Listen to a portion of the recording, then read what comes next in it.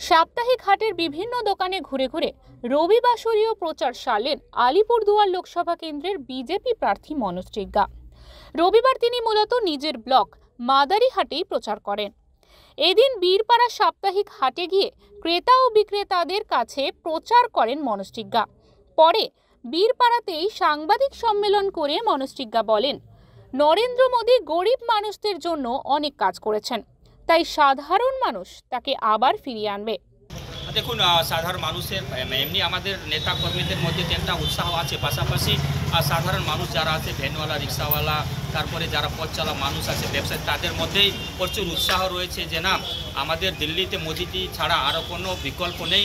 মোদিজিকে আমাদেরকে আগামী আবার তৃতীয়বার প্রধানমন্ত্রী হিসাবে আনতে হবে, কেননা প্রধানমন্ত্রী আমাদের দেশকে সুরক্ষিত রেখেছেন, অনেক কাজ করেছেন গরিব মানুষের জন্য, যাতে আগামী 5 বছর মোদিজি যে আরও কিছু কাজগুলো বাকি রয়ে গেছে গরিব মানুষের জন্য, সে কাজগুলো অবশ্যই পূরণ করবেন। এবং আমাদের আমাদের যে মূল কাজ রুটি কাপড়া আর মাকান, সে ব্যবস্থা আমাদের মাননীয় প্রধানমন্ত্রী করেছেন, আগামী দিনেও করবেন। এই আশা এবং ভরসা আমাদের সাধারণ মানুষের, যারা ব্যবসায়ী আছে, পথ চলা মানুষ আছে, রিক্সাওয়ালা, ভ্যানওয়ালা, সবারই বাগান বস্তিতে থাকা মানুষ, সবার আস্থা আছে যে আমাদের নরেন্দ্র মোদী যে আরেকবার প্রধানমন্ত্রী হবেন এবং সাধারণ মানুষের জন্য কাজ করবেন, গরিবের জন্য কাজ করবেন।